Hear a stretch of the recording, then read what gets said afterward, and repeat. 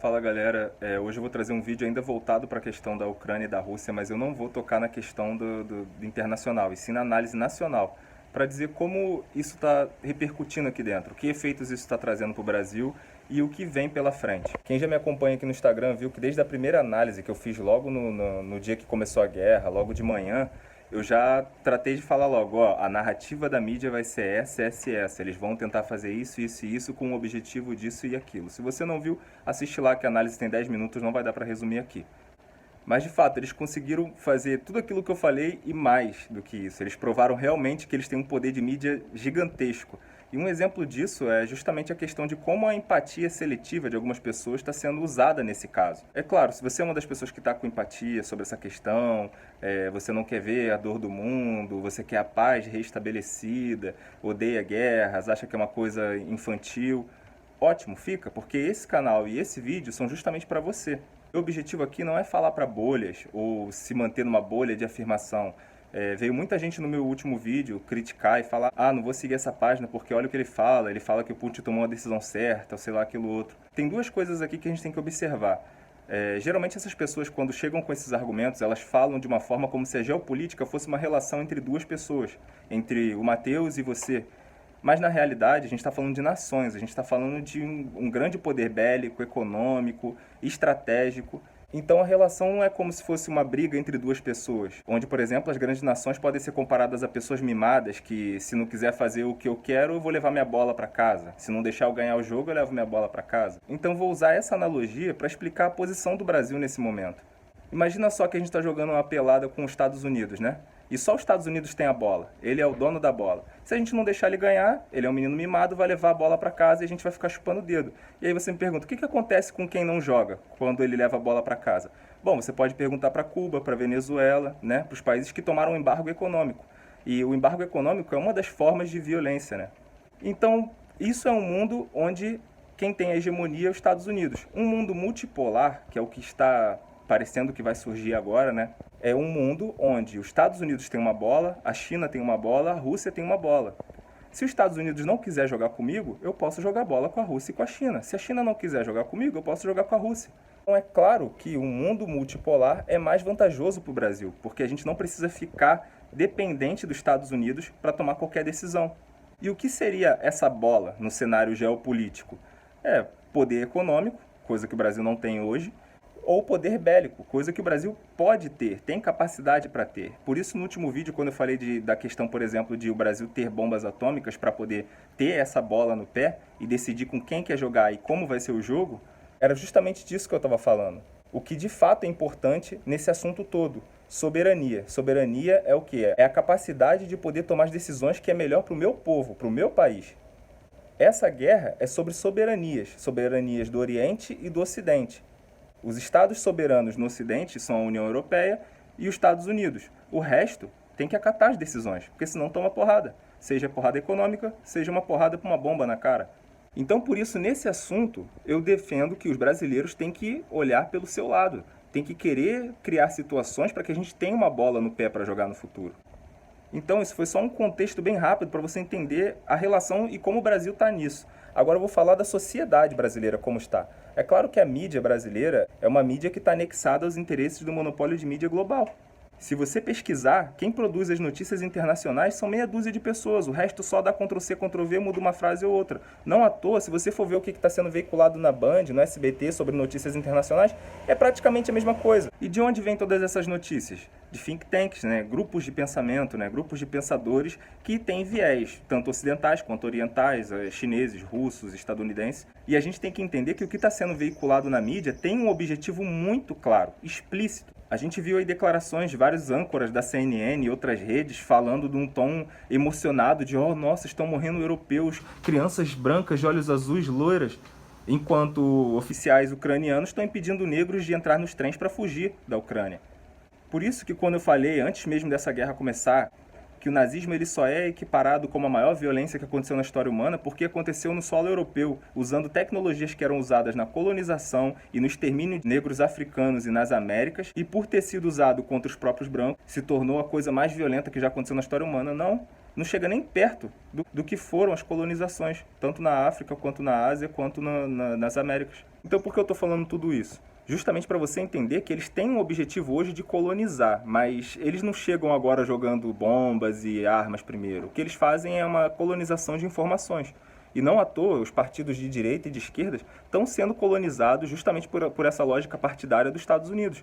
Ou seja, a esquerda brasileira cada vez mais está se tornando uma cópia da esquerda, ou uma colônia da esquerda estadunidense, e a direita a mesma coisa. Então a gente vai ver hoje, né, com o que está acontecendo, com toda essa polarização entre essa guerra, que não é nossa, a gente vai ver que o resultado disso é justamente mais uma fragmentação no povo brasileiro que já está super fragmentado graças ao identitarismo. Então você vai ver assim, se você é o tipo de esquerda que estava sempre na luta de classes, questionando a questão identitária, o movimento queer, etc., você já se via numa trincheira próxima de algumas alas conservadoras que são da direita. Porque você vai falar assim, oxe, a esquerda está me perseguindo, está me censurando, está me atacando. E a direita, essa parte pelo menos da direita, está falando as mesmas coisas.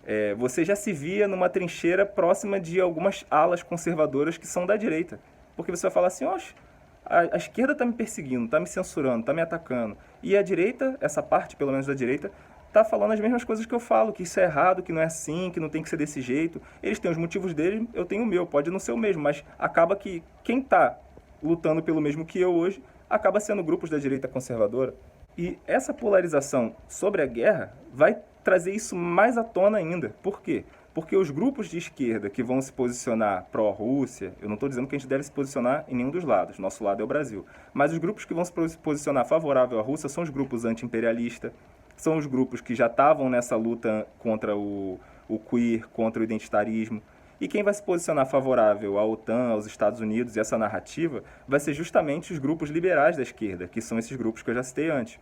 Na direita, a mesma coisa vai acontecer. Os liberais vão se alinhar ao discurso atlanticista dos Estados Unidos, que é o discurso veiculado pela mídia, e os conservadores vão se alinhar à Rússia.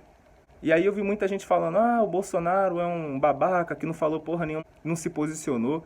Cara, a melhor coisa que ele pode fazer, e eu sou de esquerda, eu não sou bolsonarista, eu não gosto dele, eu não votei nele, mas a melhor coisa que ele pode fazer e que ele está fazendo é não se posicionar, é ficar neutro. Tanto que você pode ver que ele foi na Rússia, voltou caladinho, pianinho, e quem foi lá falar merda foi o vice. E justamente no dia eu fiz uma análise e falei disso, olha o que o vice está falando, ele está comparando justamente o que eu disse que ele ia fazer, ele ia comparar o Putin ao Hitler.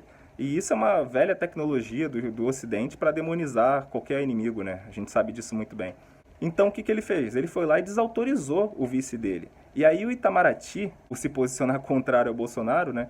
Foi lá e Bolsonaro falou, então eu vou falar B. Foi na ONU e defendeu sanções contra a Rússia. E o que acontece com isso? A Rússia é a nossa parceira econômica do agronegócio. Então, se a gente tiver relações ruins com a Rússia, tanto quanto a China, vai afetar a nossa economia e a gente vai entrar numa grave crise. Mais uma, né? Por isso o Brasil tem que manter a neutralidade. Por isso o Brasil não tem que comprar uma guerra que não é nossa. Por isso o Brasil tem que falar, olha, Estados Unidos, OTAN, essa guerra é de vocês. Eu não vou me meter porque eu tenho parceria com os dois lados. E eu, se eu quiser, eu vou vender. Aí você vai falar pra mim, você acha que os Estados Unidos vai deixar o Brasil fazer um negócio desse? Aí é aquela questão da bola. Será que a gente tem uma bola no pé para negociar? Ou será que a gente está dependente da bola dos Estados Unidos? Ou será que a gente vai ficar dependente da bola do Oriente? E é o que eu falo, a gente tem que lutar por soberania. Enquanto nosso povo estiver dividido, enquanto nosso povo estiver fraco, falando 1000 línguas diferentes, dentro de uma mesma nação, se sentindo mais pertencente a outros povos do que o povo que você faz parte, a gente nunca vai conquistar uma real soberania. Eu acredito que assim, a gente tem nossas divergências, todo mundo tem divergências, ninguém concorda 100%, nem mesmo com a minha própria família que me colocou no mundo eu não concordo 100%, eu vou concordar com pessoas que eu não conheço simplesmente porque estão no mesmo espectro político que eu? Claro que não. Ou porque são brasileiros como eu?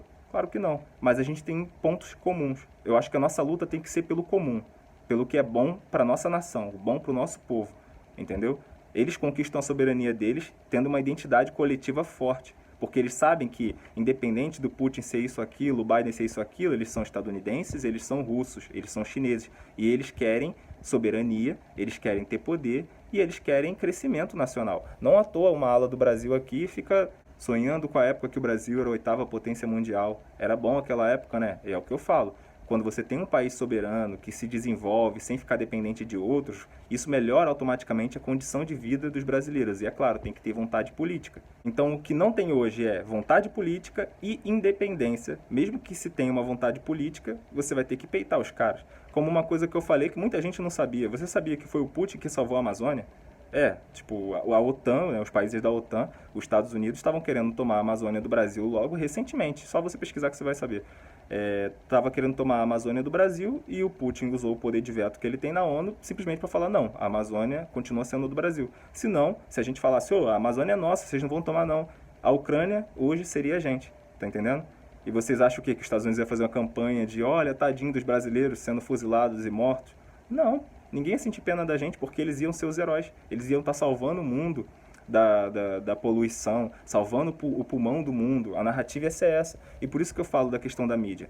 Quando acabar esse pânico sobre a Covid, né, que é o medo que faz o controle acontecer, quando esse medo da Covid acabar, eles vão entrar com a crise ambiental. Agora, aconteceu essa questão da guerra, então você pode ver que não tem mais ninguém falando nada sobre questões ambientais. Agora é só guerra, só guerra. E o medo da guerra está sendo usado para passar agendas do atlanticismo, agendas ocidentais, que vão gerar mais monopólio, mais pobreza para a gente, mais controle, mais censura, tá entendendo? E você não pode comprar a narrativa deles só porque vem embrulhada num papel da cor do arco-íris, tá entendendo? Você tem que ser crítico.